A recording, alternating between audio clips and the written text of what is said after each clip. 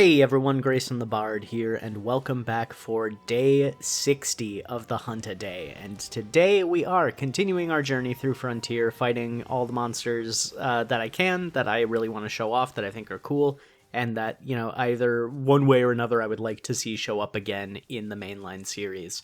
And actually, before I talk about the monster, I want to talk about the map. This map, the Flower Field, or whatever it's called, in Frontier, is absolutely gorgeous and has a lot of really cool elements, like some giant man-eating plants that if you step in them, they will paralyze you and close around you and deal a bunch of damage. A unique tribe of Linian endemic life creatures who will actually assist you in the hunt against the monster we're fighting today. And then a way for the monster we're fighting to interact with the world itself. We today are fighting Kururu, who is a flying wyvern that very strongly resembles a bird. There are a lot of different bird characteristics that it has, including like a big, long, hummingbirdy beak, and I absolutely love this thing.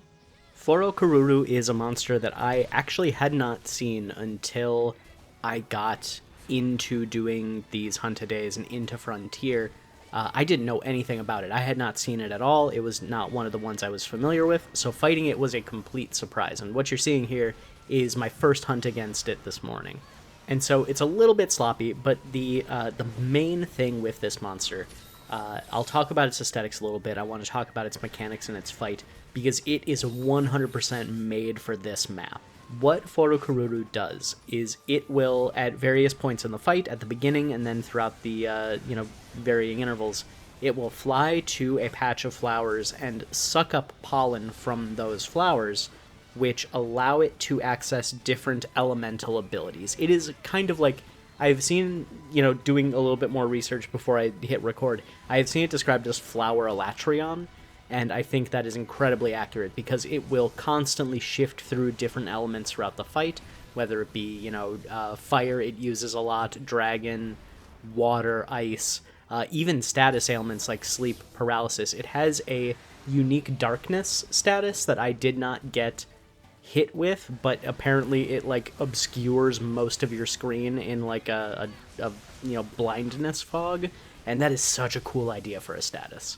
And design-wise, you see the elements reflected in its wings. If you are watching the fight, you'll see whenever it absorbs pollen, its wing color will change. Like when it absorbs fire, its wing colors have a very red pattern to them. When it absorbs these healing flowers, they go full green, and it really looks cool. And in a way, it opens up the possibility for any time you fight this thing for the fight to be different, and that is awesome. I really like when monsters are able to shake things up and kind of keep you guessing, even if you know generally what it's going to do. Because on its own, without the elemental abilities, its moveset is very standard flying wyvern. It has the tail swings, it has the charges, it's got all that, but it spends a lot of time in the air dropping down these elemental balls at you. And I think that's really cool. My biggest complaint with his fight, and it is the thing that, if and when it comes back, is going to need the most rework, is from what I saw in this fight, and maybe I just didn't see a whole lot of elements, every attack seems to boil down to the same kind of pattern of it will fly up in the air, it'll drop balls on you, as long as you're not in those, puddles of AoE element or status, you're good. So for a very cool mechanic and a very cool design, there's not a lot of variety into how it uses the elements. I would love to see, if this thing comes back, them work in, different attack patterns for different elements. Maybe fire, it becomes more aggressive, and the fire manifests more on its physical hits. Like it, will, when it hits you with its tail, his tail combusts and he swings it at you. When he has water, those are more projectile-based, things like that. That I would like to see, and that I think would really take this monster from really cool to, S-tier, amazing, awesome, top favorite fight kind of category. Because right now, I am in the camp of I absolutely love the design, this, bright, vibrant hummingbird dragon The color changing feathers do a lot for me in terms of like really liking the design. Its base form is kind of like one note green and blue, and I really like green, but I tend to prefer darker greens, like the real bright lime green kind of feathers don't do it for me until the like elemental wing patterns show up and the feathers change colors. Then I'm like, okay, yeah, this guy's cool. This dude rips. Then the thing that really holds it back from easily being able to return into Monster Hunter for a future game is just how much and how specifically it was designed for this map. The fields of flowers all around, every zone has different like patches of flowers for different elements, so you can kind of use that to predict what the fight might be like. This monster, as far as I'm aware, does not appear on any other map. It is like tied here specifically. And again, for like, we talked about this yesterday with Akura Vashimu, with its, absurd tail cutting mechanics. For an MMO, for the type of game that Frontier is, that is fine, but for what mainline Monster Hunter is, that's hard to justify.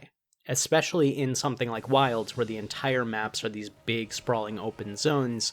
How do you justify having a Faru Kururu that essentially just shows up in one small section of the map, and you really know that you're only going to be fighting it there? That gives me pause. But what I was thinking is, what if each zone had specific vegetation or plant life that it could go to in order to suck up the pollen and gain elemental abilities, and Kururu became kind of a invader monster, being able to show up in any locale, and the elemental abilities it had access to were dependent on that specific locale. So I keep wanting to call that desert area the Windswept Heath, off of the magic card, because I can't remember its actual name, but in the desert area, maybe it has access to paralysis and thunder and, something else, I don't know. But, those in that area, whereas in the Scarlet Forest, it gets access to water and, the blinding, the darkness mechanic. Then you could kind of pick and choose when you want to fight Kururu based on where it is and what elemental abilities it has access to.